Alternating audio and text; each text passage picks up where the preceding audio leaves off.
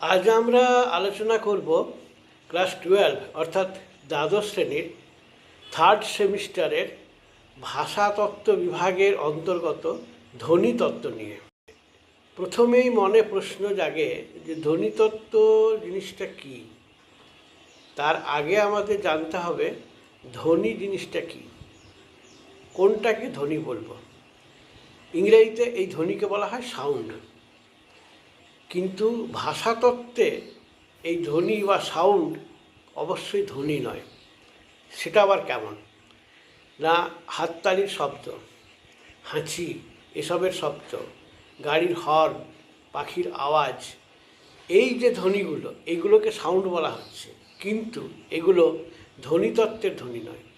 ধ্বনিতত্ত্বের ধ্বনি তাহলে কোনগুলো না, এটাকে আমরা আলোচনা করার আগে একটুকু বুঝে নিতে হবে যে আমাদের মুখগহ্বর থেকে উচ্চারিত আওয়াজের সব থেকে স্বল্পতম অংশকে ধ্বনি বলে।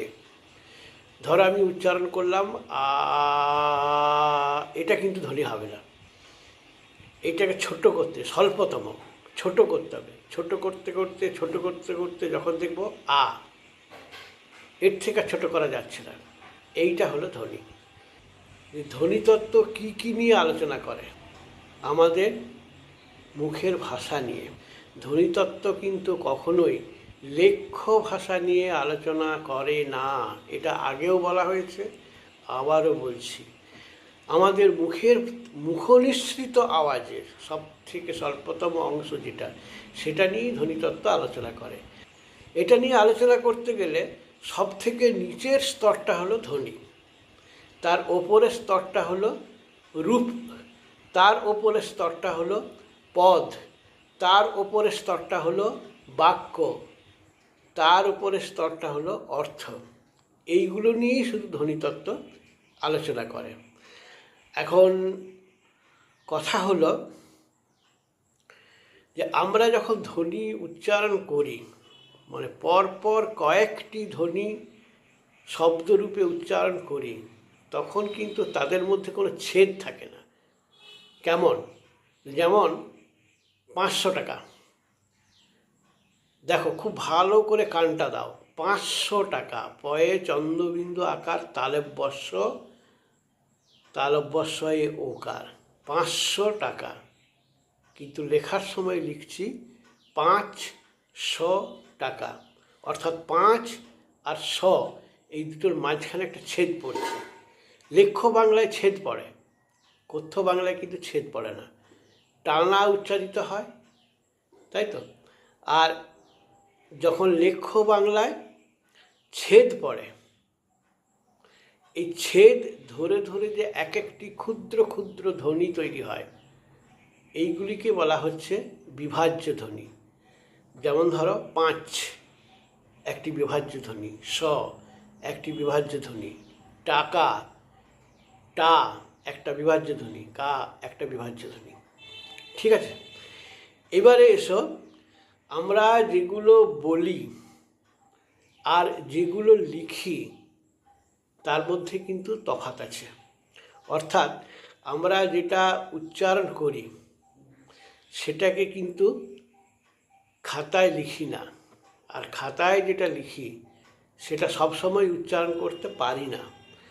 যেমন ধরো বাংলা ভাষায় যে 3টে স আছে, তালব্যস্য, দন্তস্য, মূর্ধন্যস্য, আমরা কিন্তু অনায়াসে খাতায় এগুলো লিখতে পারি, কিন্তু মুখে উচ্চারণ করতে পারি না। কারণ এই 3টি ধ্বনির উচ্চারণের মধ্যে এত সিমিলারিটি আছে, যার জন্য আমরা এটাকে আলাদা আলাদা ধ্বনিরূপে উচ্চারণ করতে পারি না, আলাদা আলাদা বর্ণরূপে লিখতে পারি। আবার দেখো, অ তয়ে হস্যই, অ তি, অ তি, এটা খাতায় আমরা লিখছি অ তি, কিন্তু উচ্চারণ করছি ও তি, অ আর ও ইত্যাদি নানা রকম। তাই ধ্বনি আলোচনা করতে গেলে আমাদেরকে প্রথমেই জানতে হবে যে মুখের উচ্চারিত ধ্বনি একরকম, আবার খাতায় লেখার ধ্বনি আরেক রকম। এদের মধ্যে সম্পর্কটা কিন্তু খুব সহজ নয়। তো আমরা যেটা এখন এই মুহূর্তে আলোচনা করব সেটা হচ্ছে ধ্বনি বিজ্ঞান আর ধ্বনি তত্ত্ব। এখন ধ্বনি বিজ্ঞান জিনিসটা কি?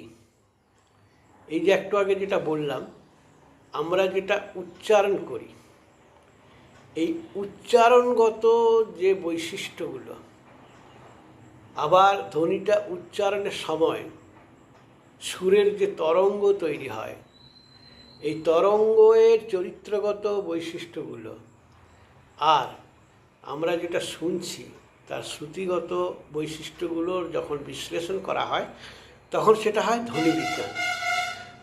আবার এই ধ্বনিগুলোকে যেগুলো আমরা উচ্চারণ করছি সেগুলোকে যখন আমরা ব্যবহার করি, সেই ব্যবহারের সময় তার চরিত্র কেমন হয়, তার গঠন কেমন হয় ইত্যাদি নিয়ে যে আলোচনাগুলো, যেমন ওই বললাম রূপ, বাক্য ইত্যাদি, এইগুলোতে ধ্বনি কেমনভাবে উচ্চারিত হয় বা তার চরিত্র কেমন হয়, এই বিশ্লেষণটাই হচ্ছে ধ্বনি তত্ত্ব।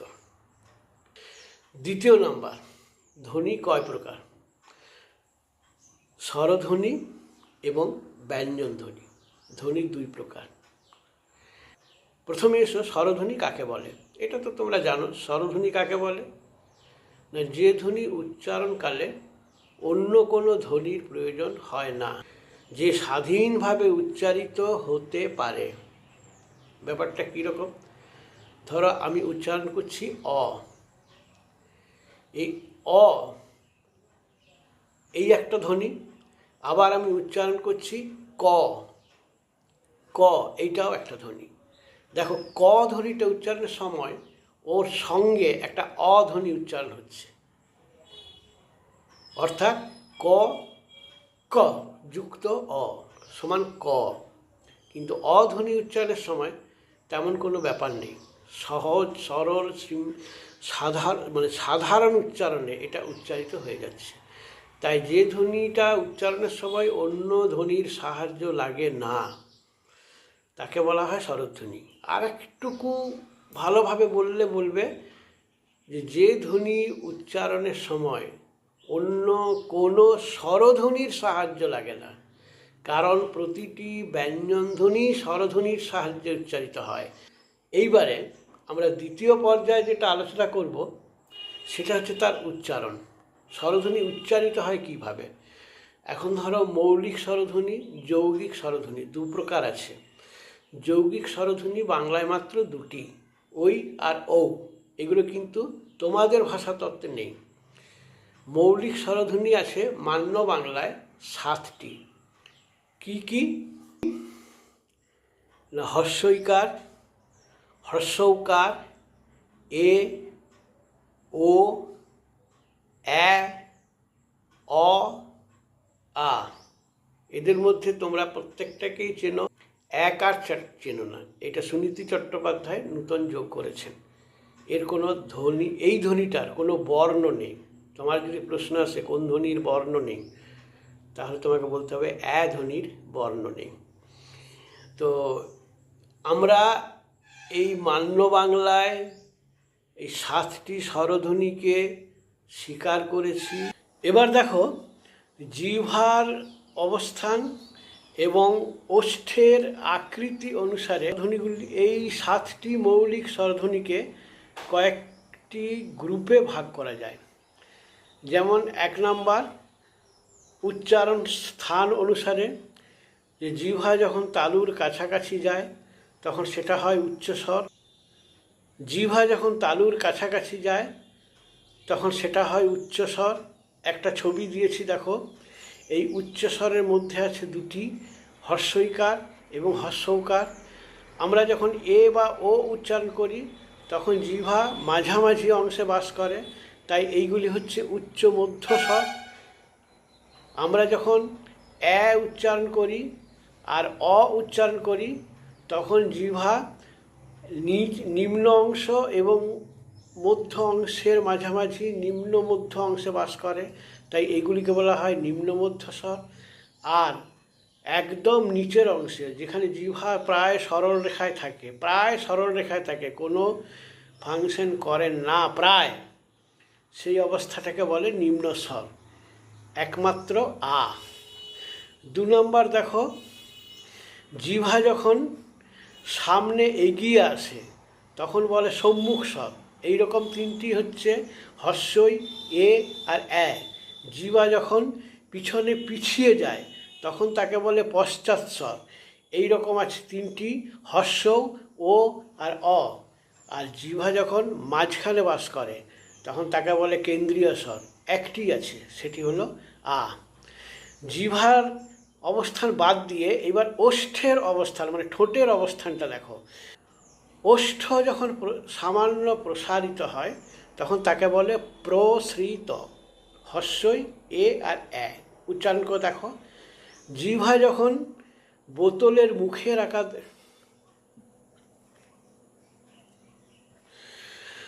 ওষ্ঠ যখন সামান্য বিস্তারিত হয় তখন তাকে বলে প্রসৃত। এই প্রসৃত স্বর 3টি আছে, হর্ষই, এ আর অ্যা। ওষ্ঠ যখন বোতলের মুখের মতো আকার ধারণ করে তখন তাকে বলে বর্তুল। এইরকম আছে 3টি, হর্ষ, ও আর অ। আর ওষ্ঠ যখন অনেকটা প্রসারিত হয়ে কোনো স্বরধ্বনি উচ্চারণ করে সেইটা হয়ে যায় বিবৃত। একটি আছে, আ। আবার যে স্বরধ্বনি উচ্চারণ করার সময় ওষ্ঠ খানিকটা জড়ো হয়ে যায় তাকে বলে সংবৃত, হর্ষই হর্ষ। যখন অর্ধেকটা জড়ো হয় তখন হয় অর্ধ সংবৃত, এ ও। যখন অর্ধেকটা প্রসারিত হয় তখন তাকে বলে অর্ধ বিবৃত, অ্যা আর অ। যখন পূর্ণ বিবৃত হয় তখন তাকে বলে বিবৃত, আ।